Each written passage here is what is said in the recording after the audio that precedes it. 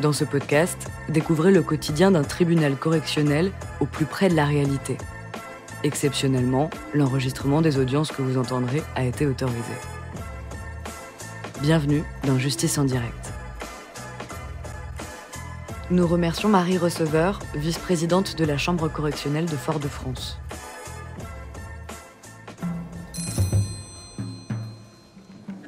Bien, bonjour à tous, l'audience est ouverte, vous pouvez vous asseoir. Bien, messieurs, venez à la barre s'il vous plaît. Est-ce que vous êtes assisté par un avocat? Non? D'accord. Monsieur, est-ce que vous êtes assisté par un avocat? Oui. D'accord. Qui est? Il faut parler fort parce que ça ne marche pas. Maître Pognon, d'accord. Vous, monsieur, vous avez un avocat? Oui, madame la juge. Qui est? Maître Jean-François. Et votre frère? Oui, madame Patricia Le Boss, mais elle n'est pas encore arrivée. D'accord. D'accord. Bien.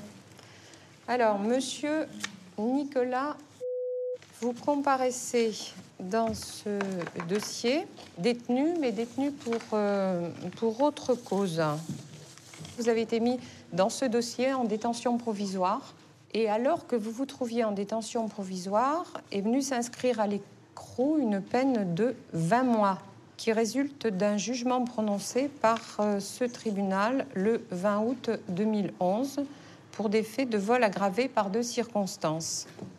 Vous avez fini de purger cette peine de 20 mois et la détention provisoire se poursuivant, vous comparaissez bien détenu provisoirement dans ce dossier. Il vous est reproché d'avoir, le 25 mai 2011, frauduleusement soustrait une chaîne de coups au préjudice de Cyril, avec cette circonstance que les faits ont été commis avec violence et en réunion, ceci en état de récidive légale.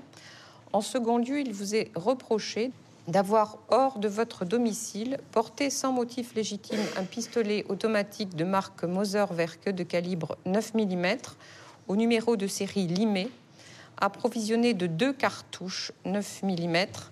En troisième lieu, il vous est reproché d'avoir conduit un véhicule, en l'espèce un scooter 125 cm3, sans être titulaire du permis de conduire.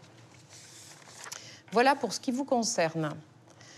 Alors, comparé en qualité de prévenu et également détenu dans cette procédure, monsieur Kevin, il vous est à vous reprocher d'avoir frauduleusement soustrait une chaîne de coups au préjudice de Cyril, avec cette circonstance que les faits de vol ont été commis avec violence n'ayant pas entraîné d'incapacité de travail, ceci pour avoir arraché la chaîne du cou de la victime en réunion, le tout en état de récidive légale, puisque vous avez été condamné le 18 décembre 2007 pour des faits identiques ou assimilés. Reste à considérer la situation de monsieur Teddy, qui se trouve être votre frère.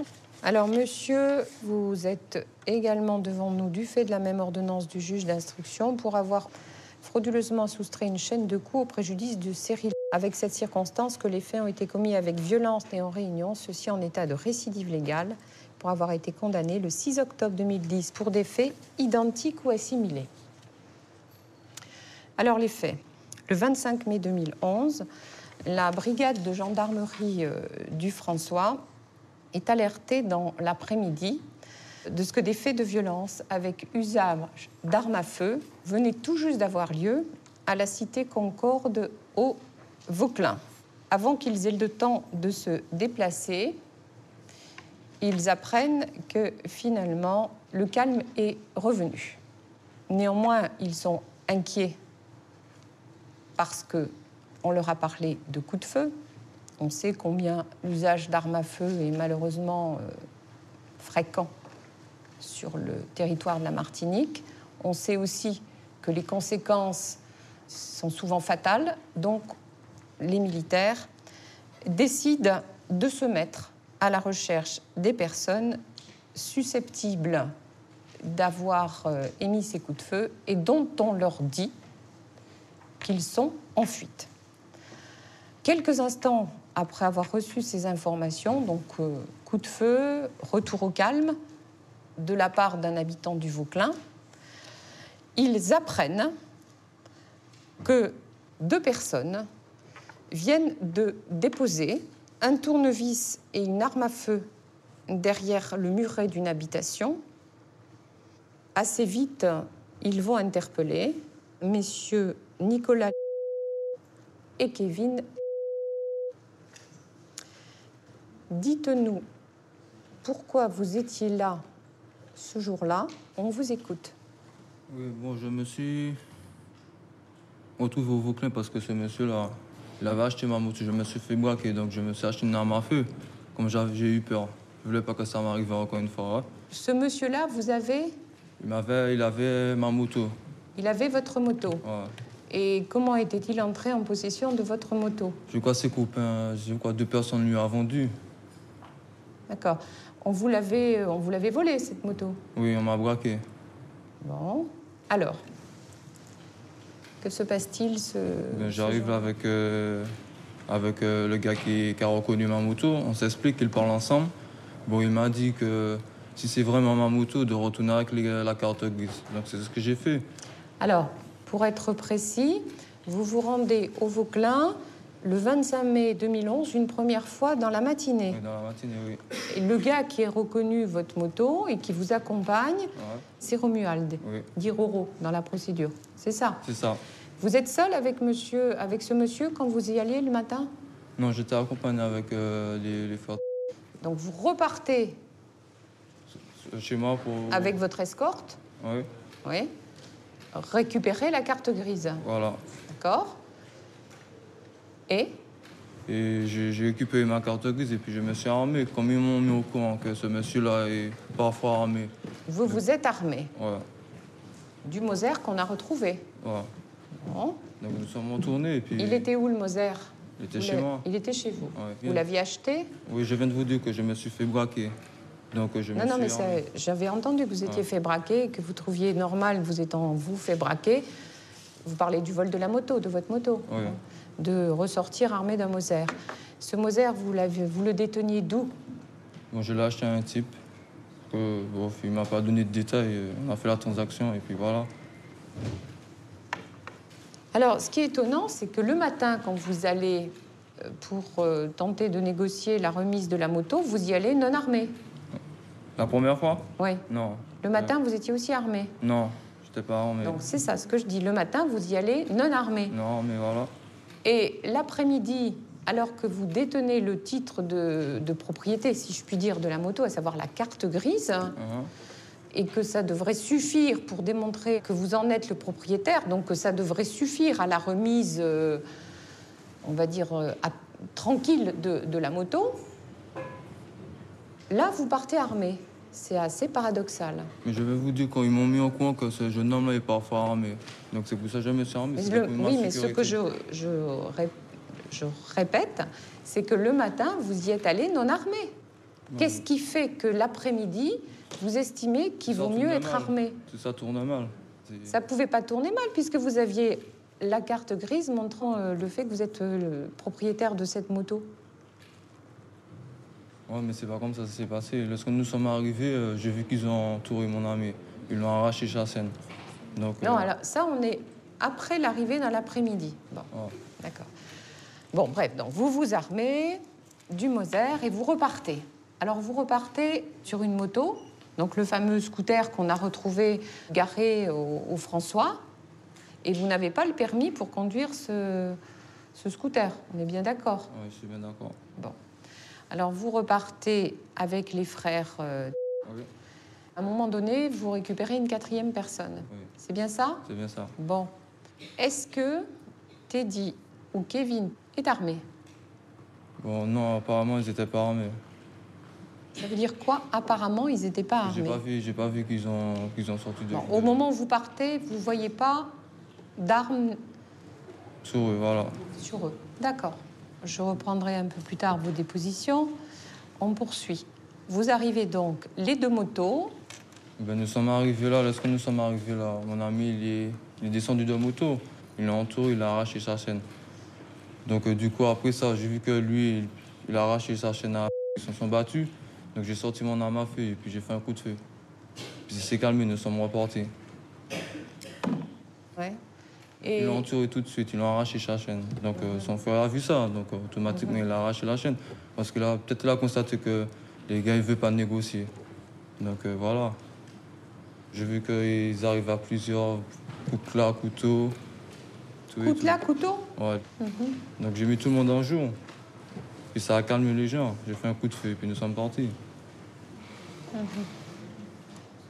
Et alors les coutelas et les couteaux sont sortis dans quel laps de temps après votre arrivée? Tout de suite. Tout de suite. Apparemment, ils avaient l'intention de Ils vous attendaient? Ils vous attendaient avec les coutelas et les couteaux? Ils avaient l'intention de me piquer ma carte grise. Voilà. Parce que comme ils savaient que vous alliez revenir avec la carte grise et qu'ils ne voulaient pas vous rendre la moto, c'est ce que vous êtes en train de nous dire. Voilà. Bien. Venez nous dire à présent, Kevin, ce que vous vous rappelez de ce qui s'est passé ce jour-là. Ce jour-là? Mais bon, le matin, j'étais chez moi, chez ma mère. Nicolas est arrivé avec Romuald en voiture. Ils m'ont dit que bon, ils ont trouvé leur moto, qu'il a trouvé sa moto.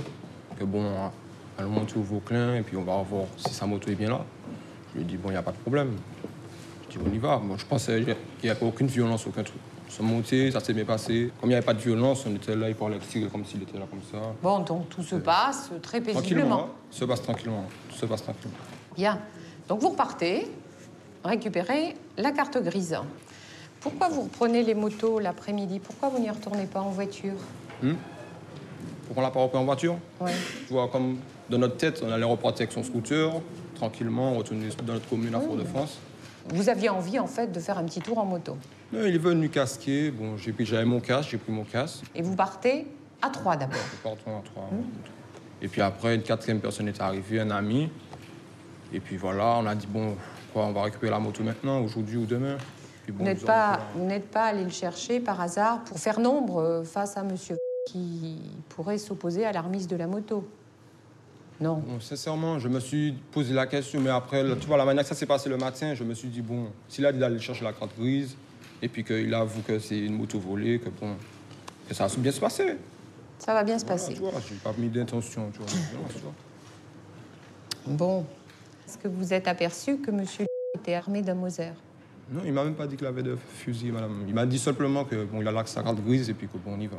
Un Mauser, quelle taille ça a? Un Mauser, je connais même pas la marque, madame. Mauser, je connais pas. Vous devez connaître parce que vous étiez sur les lieux. C'est un fusil portable, c'est un fusil, tu vois. Ouais. Tu peux te mettre sous. Enfin, c'est pas 10 cm.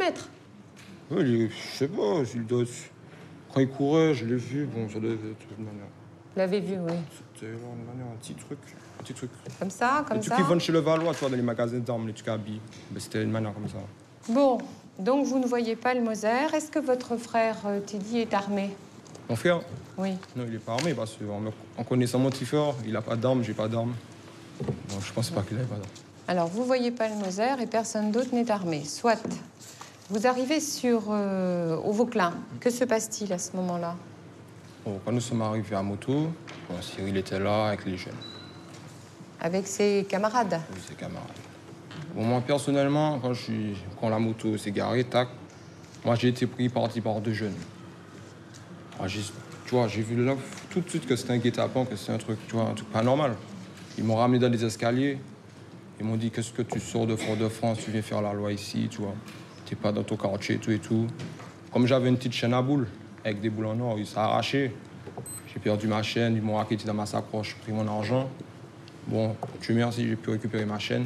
Je l'ai arrachée dans ses mains, mais bon, j'ai perdu des boules. Et puis voilà. Et puis, en constat de ça, j'ai entendu tout une détonation. Et puis c'est là que j'ai vu les gens courir, j'ai vu les gens monter sur leur moto. Nous sommes montés, nous sommes partis, madame la juge. On a la photo du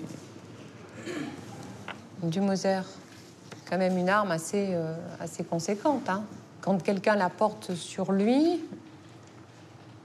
on voit un peu, sinon l'arme elle-même, en tout cas, la forme qu'elle présente sous un vêtement, que ce soit un pantalon ou un pull. Il y a des jeunes qui rentrent en boîte de nuit. Ils rentrent en boîte de nuit avec leur arme. Quand on rentre en boîte de nuit, on rentre en boîte de nuit armée. Ah oui. Si tu veux la dissimuler, tu veux la cacher, tu vois, tu la caches. C'est énorme. Bon, le tribunal note avec intérêt qu'un Apparemment, il est normal de se déplacer avec une arme quand on va récupérer un bien, qu'il est normal de rentrer également en boîte de nuit avec une arme, puis qu'au fond, il suffit de dissimuler.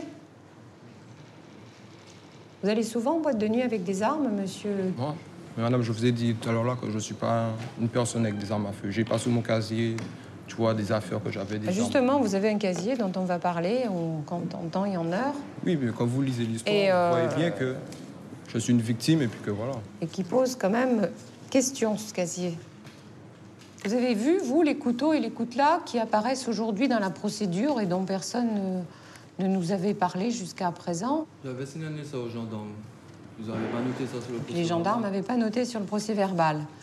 Et le juge d'instruction, quand vous avez été entendu par lui, vous lui en aviez parlé, il avait oublié de noter aussi? Je lui ai dit ça. Oui, et puis il a oublié de noter. Madame, je vous ai dit, je me suis fait raqueter dans un coin. J'ai vu que des pierres volées, c'est quand on partait. Mais quand je suis arrivé, j'étais dans un coin que je suis en train de me faire raqueter. J'ai pas vu d'armes, j'ai pas vu de couteau, j'ai rien vu, madame la juge. C'est quand nous avons pris la fuite, j'ai vu des pierres qui s'envolaient. Maintenant, on a des pierres qui volent. Alors ça aussi, c'est nouveau. Apparaissent dans le dossier à l'audience des couteaux, des coutelas et des pierres.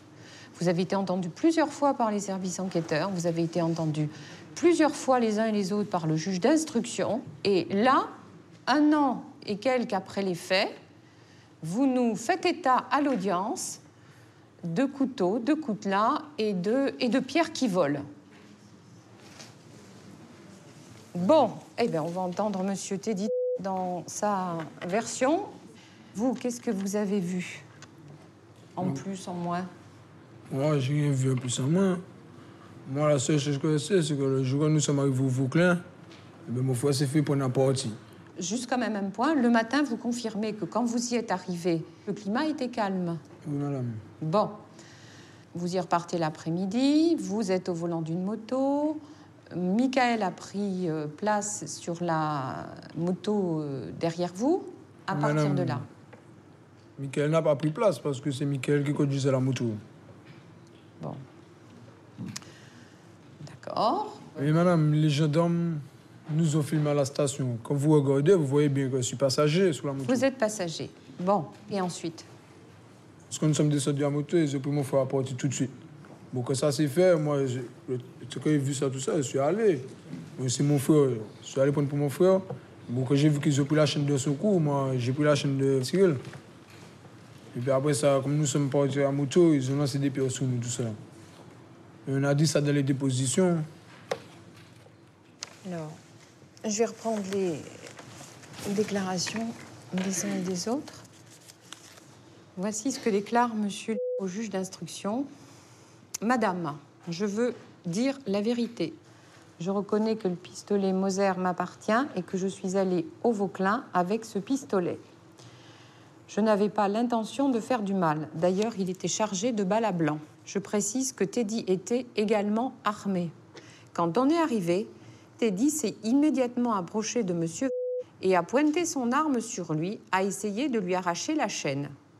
Comme il n'y arrivait pas, il a fait appel à son grand frère qui a cassé la chaîne. Je ne vais pas vous mentir, Teddy est remonté voir monsieur uniquement pour prendre sa chaîne. Premièrement, vous étiez armé. Deuxièmement, votre frère Kevin n'était pas du tout en difficulté lorsque vous êtes arrivé sur les lieux. Et que tout au contraire, c'est vous qui vous êtes dirigé vers monsieur pour le braquer avec un seul objectif, lui prendre la chaîne que vous aviez repérée à son cou le matin. Moi, je connais pas cette histoire-là. Pardon? Moi, je connais pas l'histoire d'homme. Alors, je vais reprendre la déposition de madame qui a été entendue quasiment tout de suite après les faits. Elle est une personne qui fait de l'accompagnement scolaire, qui a été témoin des faits parce qu'elle se trouvait sur un balcon d'un des appartements de la cité Concorde et avait une vue directe sur l'endroit où vous vous trouviez les uns et les autres. Et voici ce qu'elle dit. Aux environs de 15 heures, je me trouvais dans mon appartement lorsque j'ai entendu des gens parler très fort. Je me suis précipitée au balcon. J'ai alors vu 2 gars sur une moto et 2 autres gars à terre avec des armes au poing qui tenaient en joue 2 petits gars de la cité. Pendant que Cyril se bagarrait avec ces 2 gars, j'ai entendu un coup de feu. Cyril était à terre, les 2 gars étaient sur lui. J'ai donc poussé un cri, j'ai couru vers le téléphone pour appeler le 17. Je ne sais pas ensuite ce qui s'est passé. Monsieur Kevin, vous reconnaissez avoir eu un contact physique avec monsieur Cyril au moment des faits? Madame, ça c'est le témoin qui vous dit ça. Pardon? Le témoin, il vous a bien dit, quand il a entendu du bruit, il est allé sous son balcon. Bon, déjà, le témoin, il sait pas... Ne parlez pas de ce que dit le témoin, répondez à ma question. J'ai pas eu de contact physique avec Cyril. Quand vous parlez des 3 personnes qui vous ont pris à partie, on croit comprendre qu'il y a un contact physique. Alors avec qui? Mais je connais pas ces jeunes, madame, je connais pas. C'était pas Cyril? Non, c'était pas Cyril. Et vous, monsieur, est-ce que vous avez eu un contact physique avec monsieur... Oui, madame. Oui. J'ai pris la chaîne de la victime. De la victime parce que Voilà, votre parce frère... que j'ai pris la chaîne de mon frère. Qui a tiré? Ok. C'est vous qui avez tiré? Alors, conclusion de toute cette affaire. Ce dont on est sûr, c'est que vous arrivez à 2 motos sur les lieux. Deuxièmement, c'est que monsieur est armé d'un Mauser. Troisièmement, c'est lui qui tire. Si on en croit les dépositions des témoins, monsieur Teddy est aussi armé. Et ce dont on est sûr également, c'est que monsieur s'est vu prendre sa chaîne par vous. L'ensemble de ces faits devrait, sur le plan juridique, être qualifié de vol avec arme, dont tout le monde sait qu'il s'agit de faits criminels qui devraient être examinés par une cour d'assises. Et parce que la cour d'assises de Martinique est débordée, surchargée, ils sont correctionnalisés et ils sont jugés par nous. Inutile de vous dire qu'avec le casier judiciaire qui est le vôtre, passant devant une cour d'assises, vous allez tenter d'imaginer les peines que cette cour aurait pu délivrer.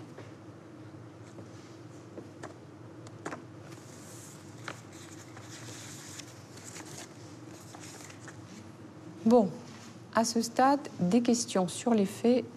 Madame l'assesseure, monsieur l'assesseur, madame le procureur, des questions? Une question. Oui. Alors, simplement, madame le président, parce que je pense que ça va grandement éclairer nos débats. On a entendu monsieur Romuald, ce fameux Roro qui vous accompagne la première fois en voiture. Et il a un mot qui, à mon sens, est important et qui... Vous allez me donner votre sentiment. Il dit, on y va une première fois, ça ne se passe pas très bien, et on est dans la voiture, et à ce moment-là, je refuse d'y retourner avec eux parce que je ne veux pas d'histoire. Qu'est-ce que vous en pensez? Comme il a vu que nous sommes des jeunes, qu'on est les jeunes. Donc dans sa tête, il pense tout de suite à le négatif. Et aussi, il m'avait dit qu'il ne veut pas remonter là parce que ça fait déjà trop de trajets. Hein. Il n'a pas dormi le soir, tout ça. D'accord. Pas d'autres questions, madame le président. Asseyez-vous, messieurs, sur le banc devant vos avocats. On va entendre monsieur... Est-ce que vous voulez bien venir à la barre? Je n'ai pas repris vos auditions tout à l'heure pour vous laisser la possibilité de donner votre version des faits. On vous écoute. Point de vue. Bon, ben, comme je vous l'ai dit, comme ces individus-là sont venus le matin, madame le juge, ils m'ont demandé une moto qui est à moi, qui est en règle, qui est assurée, qui a une plaque. Je leur ai dit de signaler les gendarmes s'ils ont quelque chose à récupérer. Ces individus-là sont partis, ils sont revenus casquer l'après-midi, et casque fumée noire. Cet individu-là, celui-là, il arrive, il met l'arme à jour, avec le casque dans sa tête, toujours. Ça m'étonne que vous disiez qu'il avait le casque dans sa tête, parce que vous décrivez très bien ensuite pour avoir après, ce qu'on remarque, une croix sous la... C'est après l'intervention. Quand il arrive, le casque dans sa tête, moi je marche sur lui, je lui ai donné un coup. Le casse est sorti dans sa tête, il est tombé à terre, j'ai essayé de prendre son fusil. Ils étaient tous armés, les quatre, ils étaient armés. Oui, vous l'avez dit. Et quand j'ai reconnu celui avec la croix, c'est quand il est arrivé devant moi pour monter ma chaîne dans mon cou, que c'est là qu'il a attrapé un coup à la tête et que le casse est sorti de sa tête et le casse est au Vauclin toujours, parce que monsieur est parti sans casse. Et puis ils veulent faire quoi aux gens, soi-disant qu'ils sont retournés l'après-midi pour venir me présenter de la catégorie. C'est du pipeau tout ça. Et j'entends à dire aussi, cet individu-là a dit qu'on lui a tiré une chaîne. Soi-disant, lui, il dit qu'on lui a tiré la chaîne de son frère, il vient me ôter la chaîne. Pourquoi tu vas pas aller prendre la chaîne de ton frère directement? Alors on note la chaîne de ton frère, parce que tu viens la citer, je suis là, tu viens ôter ma chaîne, on te fait rien, et tu vas pas prendre la chaîne de ton frère. Mais c'est du pipeau, madame le juge. Ces gens-là se foutent pas mal de la gueule du monde. C'était la chaîne là que vous portez, non? Non, c'est pas la chaîne, une plus grosse chaîne, madame le juge. Ça, c'est une chaîne que je porte en détention pour faire mes prières. Mais c'est une plus grosse chaîne, une chaîne d'une valeur de 9 000, 10 000 euros. Qu'est-ce que vous faites dans la vie, monsieur? Je travaille au magasin de moto Yamaha. Vous avez les moyens de vous offrir une chaîne à 9 000 euros? J'ai les moyens de m'offrir une chaîne. Pardon? Oui, j'ai les moyens de m'offrir une chaîne de cette valeur-là. Bon, aujourd'hui, est-ce que vous vous constituez partie civile pour solliciter des dommages et intérêts pour les faits dont vous avez été victime? Bien sûr, madame le juge. Que demandez-vous? Je veux qu'il me dommage la chaîne que je n'ai pas eue. En euros, ça représente quel montant? En euros, ça représente une valeur de 9 000 à 10 000 euros. C'est 9 000 ou c'est 10 000? Il nous faut un chiffre précis. 9 000. Mais je peux vous faire avoir la facture. Oui, mais ça va être un peu tard. C'était aujourd'hui qu'il aurait fallu nous amener la facture. Mais comme je suis en détention, madame le juge... On va délibérer tout à l'heure, monsieur. Donc vous demandez 9 000 euros au titre du préjudice matériel. Est-ce que vous sollicitez également des montants au titre du préjudice moral? Oui, j'ai été blessé à la main aussi. J'ai perdu ma chaîne, j'ai perdu ma sacoche. J'ai lutté parce que, je me suis dit que, même s'ils sont arrivés sur moi, c'est pas la fin. J'ai lutté. C'est parce qu'ils sont en manque de détermination, parce qu'ils auraient pu très bien me tirer à terre aussi, madame le juge. Parce que j'ai lutté avec eux, ils auraient pu... Ça qui veut dire que moi, je me suis défendu, ils auraient pu ouvrir le feu, parce que moi, je me suis défendu, ils m'ont pris ma chaîne, je me suis défendu. Alors, ça qui veut dire que je demande des dommages et intérêts pour ça, parce que ma vie a été en jeu. Quelle somme sollicitez-vous en réparation de votre préjudice moral, monsieur? Quelle somme que je veux? Quelle somme, pardon? On a noté que vous demandiez 9 000 euros au titre de la réparation de votre préjudice matériel, représentant la perte de votre chaîne. Tout ce que vous décrivez au surplus pourrait être indemnisé au titre de ce qu'on appelle le préjudice moral. Quel montant mettez-vous en cause? Je peux pas attribuer de montant personnellement, madame le juge. Bon, d'accord, donc il n'y a pas de montant au titre du préjudice moral. Bien. Merci, monsieur. Vous pouvez reprendre place. Ok, merci. On va vous donner la parole, madame le procureur, pour vos réquisitions. On n'a pas évoqué la personnalité, madame le président. Pardon. Les casiers judiciaires de messieurs, d'autant que j'aurai des questions sur ce point. Oui, excusez-moi, ça va de soi. Revenez à la barre, monsieur, un par un. Votre casier judiciaire porte trace de 9 condamnations pour des faits de vol avec violence n'ayant pas entraîné une incapacité totale de travail, pour des faits de vol à l'aide d'une escalade et vol en réunion. En dehors de votre casier judiciaire, on dispose d'une enquête sociale.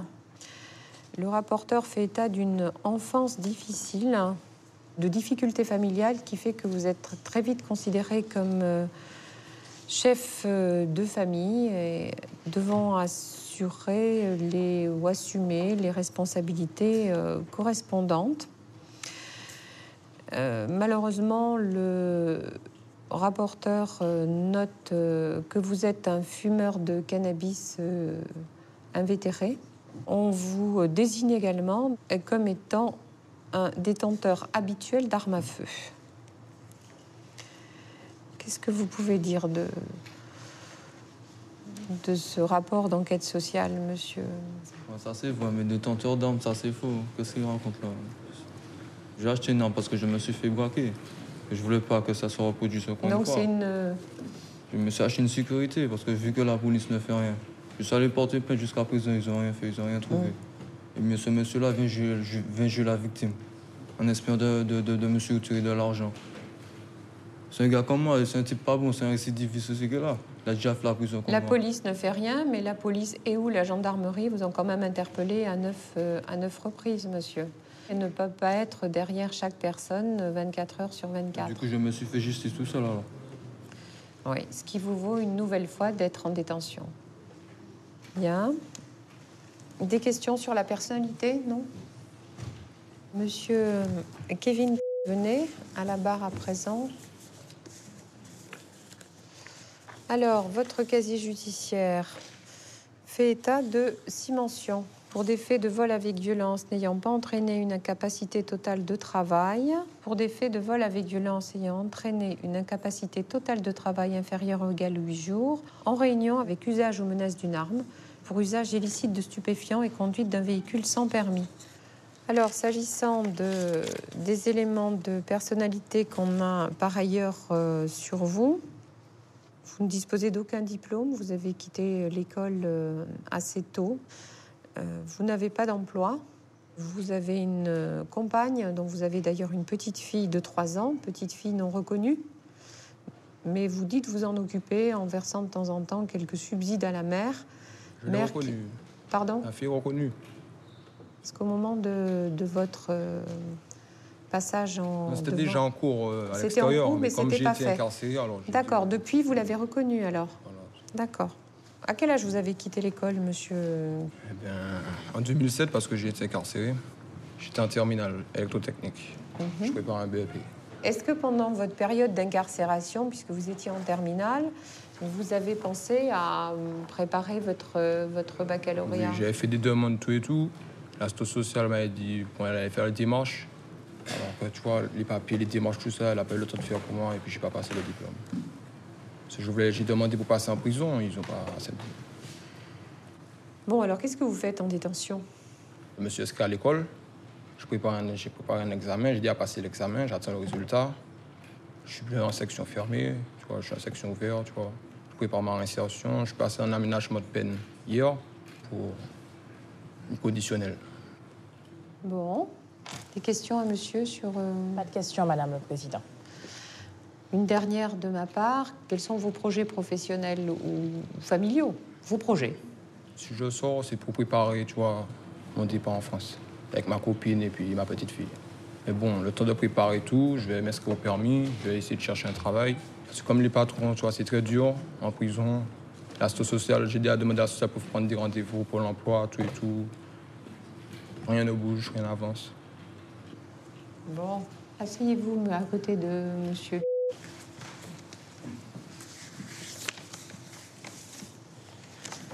Qu'est-ce que vous faites depuis que vous êtes sous contrôle judiciaire? Bon, je n'ai pas de contrat signé. Je n'ai pas de sortie de prison pour vous trouver un patron tout de suite.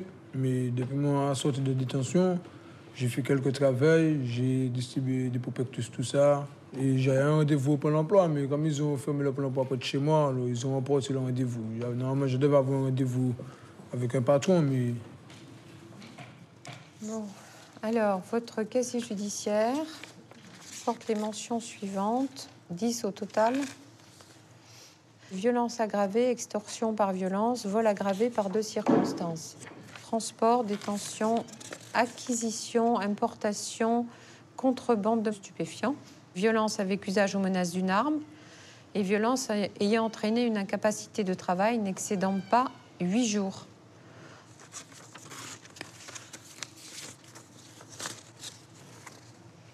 Il résulte d'une enquête également diligentée à la demande du juge d'instruction qui vous décrit comme un jeune homme difficile, meneur, perturbateur, ayant une mauvaise réputation dans son environnement quotidien.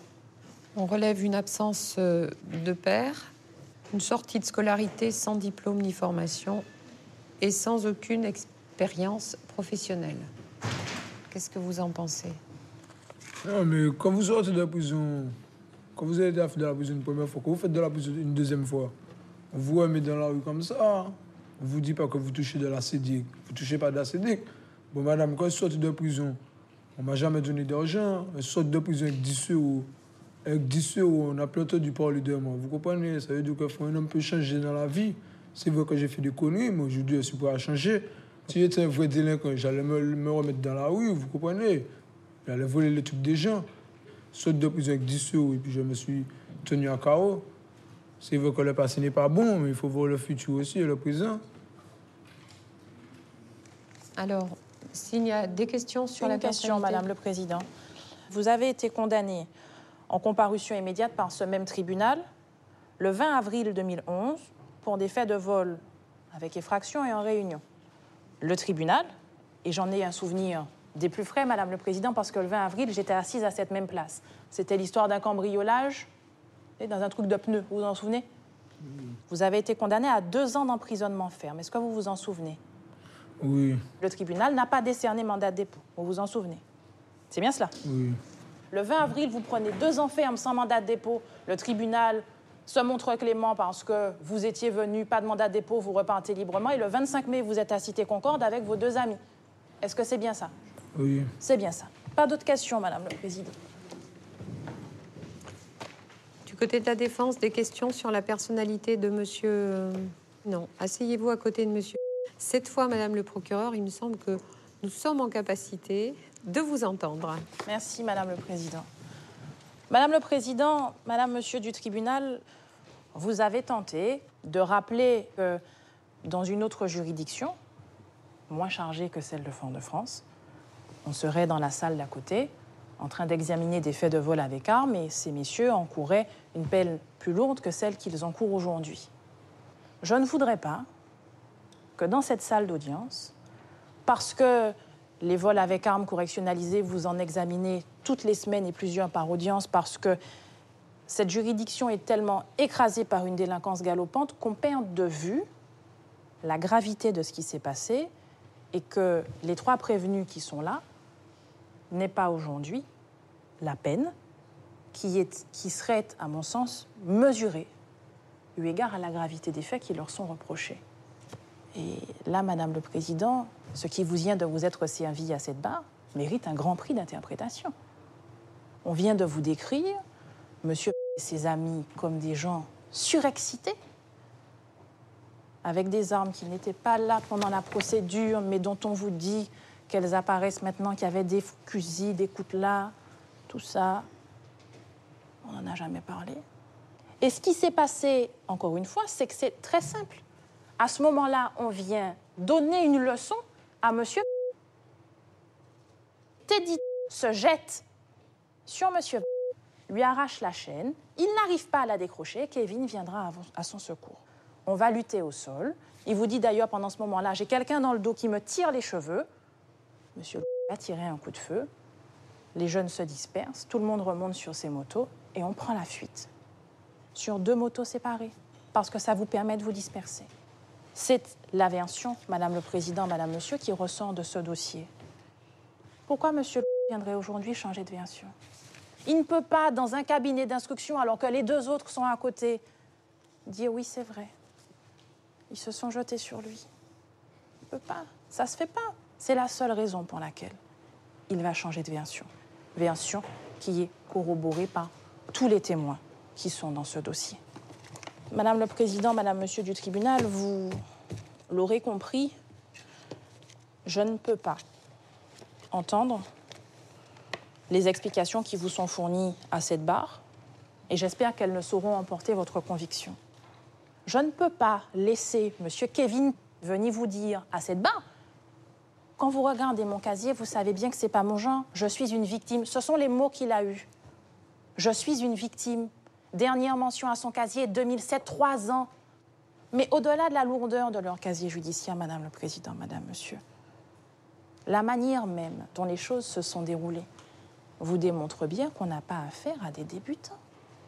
Mars, vous êtes sur un cambriolage. 20 avril, le tribunal vous condamne à 2 ans d'emprisonnement. Monsieur avait exactement le même discours. Je m'en souviens, j'étais là, mais je vais me réinsérer. Vous comprenez, c'est compliqué quand on sort de détention de trouver un emploi. Il n'y a pas de mandat de dépôt. On est le 20 avril. Et le 25 mai, vous êtes aperçu, armé, sur un vol avec arme. Il n'y a pas de réinsertion réelle. Il n'y en a pas. Et monsieur Teddy va vous présenter tout à l'heure, pour seule garantie d'insertion, 2 rendez-vous au Pôle emploi et Le fait qu'il ait distribué des tracts pendant un mois, enfin 2 semaines ou un mois, en double récidive légale, Madame le Président. Tout cela pour vous dire, pour en terminer, que je ne crois pas que tous les messages que vous avez essayé de délivrer soient passés. Je vais donc vous demander d'entrer en voie de condamnation à l'encontre de l'ensemble des prévenus, mais de relaxer M. Teddy des chefs de port d'armes de 4e catégorie, parce que l'arme qu'il aura utilisée ce jour-là n'aura jamais été retrouvée, et je ne peux donc pas aujourd'hui vous affirmer qu'il s'agissait d'une arme de 4e catégorie. Je vais en revanche vous demander d'entrer en voie de condamnation sur les faits de vol aggravé et la conduite sans permis s'agissant de M. Et je vais vous demander, Madame le Président, Madame, Monsieur, à l'encontre de l'ensemble des prévenus, parce qu'ils sont en coaction, 4 années d'emprisonnement ferme, d'ordonner le maintien en détention de M. et de décerner mandat de dépôt pour les 2 frères qui n'ont, à ce jour, aucune garantie de réinsertion à vous proposer. Merci, Madame le procureur. Mesdames les avocats de la défense, dans l'ordre qui vous conviendra, on vous écoute. Madame le Président, Madame, Monsieur du tribunal, donc j'interviens donc au soutien des intérêts de Monsieur Teddy. Alors c'est vrai que Madame le Président, Madame, Monsieur, je ne vais pas venir dire à cette barre que Monsieur est un ange. Mais ce que je dois dire, s'agissant des faits qui nous occupent aujourd'hui, en lisant ce dossier et en entendant les prévenus à la barre et en écoutant bien les questions qui leur sont posées, je me dis, voilà comment, et c'est vraiment mon sentiment, comment on peut passer d'un statut de victime en position d'auteur. Et en lisant le dossier, je me dis, mais pourquoi, mon Dieu, vous n'avez pas appelé les flics? Alors, on a toujours quelque chose quand on les entend. Je n'ai pas appelé le flic parce qu'il ne viendrait pas avec le casier que j'ai. Pour les histoires de moto, ils ne viennent pas. S'il y avait du sang, peut-être, mais ils ne vont pas me croire. Donc, qu'est-ce que ces 3-là, en tout cas celui-là, aidé par ces 2 autres-là, ils prennent le chemin du Vauclin. Ces 3-là se sont rendus au Vauclin avec une arme à tort, mais par rapport à un vol de moto. Pour la défense de M. Teddy, je vais surtout aller sur la personnalité. Il vous a dit, M. Teddy, le passé, c'est le passé. C'est bon, c'est ce qu'il vous a déclaré. Je pense au futur. Madame le procureur semble être pessimiste. Moi, j'ai envie de dire qu'on n'a pas le droit d'être pessimiste. Alors, je me dis souvent, quand on présente des éléments, parce que là, on vous a dit, je vais vous présenter. Je vous présente que ce que j'ai. Quand on n'a rien, on nous dit qu'il n'a même pas une attestation qui prouve qu'il ait fait quelque chose. Alors, je vous présente ce qu'il a. Et effectivement, il vous a dit, quand vous l'avez interrogé, qu'il s'est rendu au Pôle emploi et qu'en raison de la fermeture, j'ai l'attestation qui le confirme, on n'a pas pu le recevoir pour un emploi pour lequel il aura postulé. C'est là. Alors on nous dit on va vous fournir, comme si on semble ironiser. C'est pas facile lorsqu'on a 12 condamnations de frapper à la porte d'un employeur et puis on vous dit Koto, me voilà, donnez-moi un emploi. C'est vrai, le passif est là, donc ils font avec ce qu'ils ont. Donc il essaie, c'est pas facile, c'est certainement pas facile de se serrer lorsqu'on a un passé comme celui-là. On ne peut pas le gommer. Donc il vous donne ce qu'il a. Donc voilà ces éléments de personnalité. Mais sur la demande de dommages et intérêts, on vous dit j'avais une chaîne qui coûte 9 000 €. Monsieur Teddy a toujours indiqué, si je passe votre contrôle, que la chaîne, dès le soir, a été récupérée à son domicile par monsieur et ses comparses. Donc je vous demande de débouter monsieur du chef de cette demande. Deuxièmement, aucune facture ne vous est présentée quant au coût, quant au prix de 9 000 € de ce bijou. Donc voilà ce que j'avais à vous dire dans l'intérêt de monsieur Teddy. Vous avez retracé un passé pénal de ce jeune homme qui est là, mais je crois qu'aujourd'hui, les faits que vous avez à juger, il y a indiscutablement un contexte particulier qui ont présidé à leur commission. Voilà ce que j'avais à dire pour sa défense. Merci, maître. Maître Pognon, on vous écoute. J'interviens pour Nicolas au titre de la commission d'office. Je crois que le tribunal et Madame le procureur aussi ont mis dans ce dossier la barre très haut, en rappelant ce qui est vrai, qu'au départ, le dossier était criminel. Mais ça nous éloigne de la réalité des faits. Les faits, c'est quoi? À la base, dans ce dossier, on a une victime qui ne demandait qu'une chose, c'est récupérer sa moto. Quand il monte au Vauclin, il sait qu'il n'aura pas affaire à un saint. Cet homme, il le connaît de vue, il l'a rencontré au centre pénitentiaire. Et d'ailleurs, les services, les enquêteurs disent dans ce dossier que la victime est défavorablement connue, code D30. Donc je crois qu'on peut comprendre que mon client monte au Vauclin avec une petite appréhension et il retourne l'après-midi. Il a tort de le faire, mais il remonte armé. Parce qu'il se doute que les choses ne vont peut-être pas si bien se passer que ça. La victime n'a pas été très claire. Elle n'a pas dit non, je ne rends pas la moto. Elle a demandé la carte grise. Ça veut dire que si on ramène la carte grise, elle va rendre la moto. Deuxième erreur de la victime qui est vraiment à l'origine des faits. Les faits ont dégénéré à cause de la victime. Il accepte de rendre la moto, il demande carte grise, il n'est pas très clair, il joue au caïd, il fait le fanfaron, il a un petit peu fait à votre audience, je crois que vous pourrez imaginer très clairement comment les choses se sont passées. Donc mon client remonte, et puis les choses dégénèrent comme il a été indiqué dans le dossier. Mais on s'est contenté de 2 témoignages. Vous avez 2 témoins dans ce dossier, 2 témoignages qui ne sont pas des gens qui ont été entendus parce que la police est allée les interroger à la suite de l'interpellation de ces 2-là. 2 témoins qui se sont présentés eux-mêmes aux enquêteurs pour dire ce qui s'est passé. Et puis on nous dit, alors on s'est déjà heurté, nous, la défense, au juge d'instruction dans ce dossier, qui accordait une foi totale à Madame sous prétexte qu'elle est animatrice scolaire, mais la déposition de cette dame surprend. Alors elle dit 2 petits gars de la cité se sont fait braquer, alors quand elle en parle, Cyril s'est défendu, Cyril, elle le connaît très bien. Voilà vos témoins. Vous avez 2 témoins qui viennent parler des faits, avec force de mensonge. Le dénommé Grégory dit quand même qu'ils avaient 4 pistolets, ce dont il est établi dans la procédure que ça n'est pas vrai.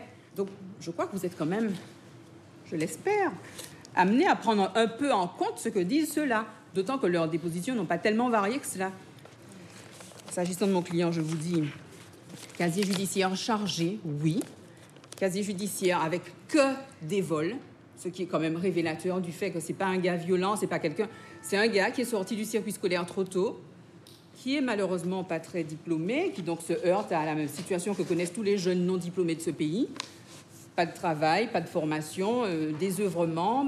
Le dossier ne le dit pas assez. Vous avez affaire à des gens, en tout cas le mien, qui est extrêmement démuni, avec une maman qui est elle aussi très démunie. Aucune aide ni financière, ni morale, ni rien.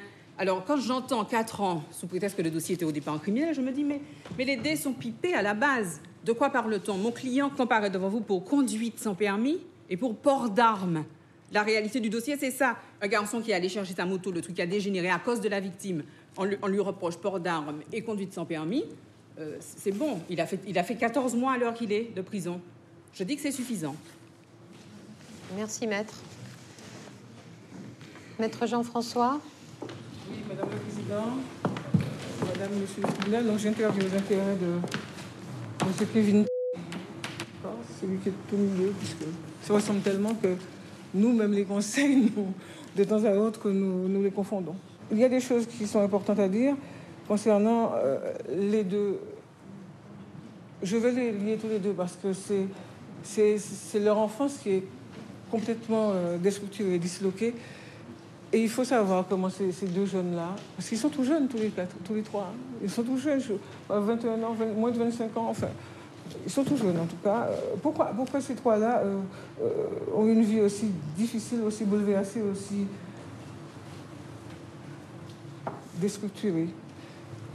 La mère de monsieur Desfrères vit en métropole il y a bien au moins 25 ans. Quand elle rencontre un certain monsieur avec lequel elle va avoir 2 enfants, ce sont des personnes qui ne vivent pas ensemble, mais c'est une relation qui est stable, qui est continue, qui est épanouissante apparemment, et puis ces enfants-là voient leur père régulièrement. Il n'y a aucune difficulté. Lorsque, dans un premier temps, les choses vont se dégrader entre les concubins, et madame va rentrer en Martinique. Elle rentre en Martinique, il n'y a pas de travail, elle ne retrouve pas du travail. Elle va commencer par vivre dans sa famille, mais dans sa famille, les choses ne vont pas aller bien parce qu'elle aura un souci avec une sœur. Elle déménagera. Vous savez combien de fois ils ont déménagé? Je ne sais pas combien de fois. Et là, ces jeunes-là qui sont en pleine adolescence vont rencontrer des gens qui sont un petit peu aguerris à un certain nombre de choses. Et puis, c'est vrai qu'ils vont se laisser influencer. Ils vont se laisser influencer, qu'ils vont partir dans une espèce de délire, parce qu'effectivement, on ne peut pas nier l'importance des condamnations. Mais il va rencontrer quelqu'un. Monsieur Kevin, une jeune dame avec laquelle aujourd'hui il a un enfant qu'il a reconnu effectivement entre-temps.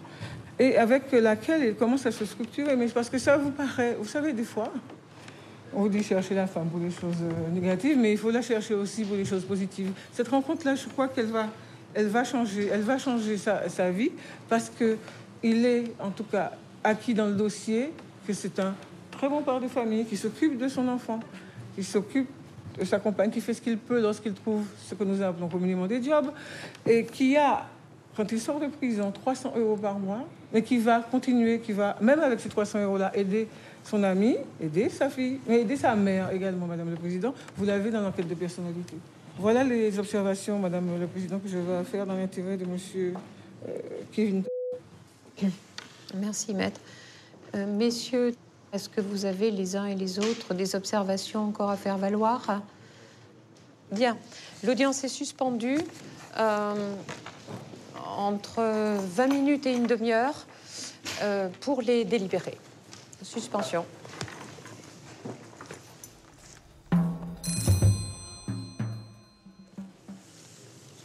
Bien, l'audience est reprise. Monsieur Teddy. Bien, après en avoir délibéré, le tribunal vous déclare tous les trois coupables des faits poursuivis et en répression vous condamne tous les trois à 4 années d'emprisonnement avec un maintien en détention pour monsieur Nicolas et des mandats de dépôt pour monsieur Kevin et Teddy. La partie civile est déclarée recevable. Messieurs sont déclarés responsables du préjudice subi et à ce titre condamnés à lui verser, faute de justificatif, 1 € de dommages et intérêts. Vous avez 10 jours pour faire appel de cette décision si elle ne vous convient pas. Il est hors de question de banaliser le port d'armes à feu et son usage.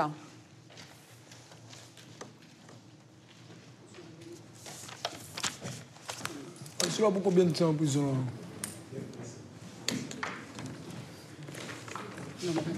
Mais ici, il faut être jouer la vie réellement. Ça pas pour ça. Si vous n'êtes pas content de la décision, monsieur Teddy, vous faites appel. Vous avez 10 jours pour cela.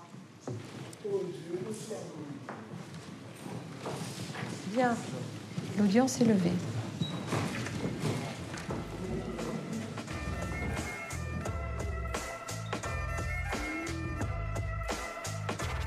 Vous venez d'écouter Justice en direct. Si vous avez aimé ce podcast, vous pouvez vous abonner sur votre plateforme de podcast préférée et suivre Initial Studio sur les réseaux sociaux. Justice en direct est une coproduction Initial Studio et Morgane Productions. Ce podcast est une adaptation de la série documentaire En direct du tribunal, produit par Morgane Productions, écrit par Samuel Leray et réalisé par Karine Astier. Production exécutive du podcast, Initial Studio. Production éditoriale du podcast, Sarah Koskiewicz. Montage, Camille Legras.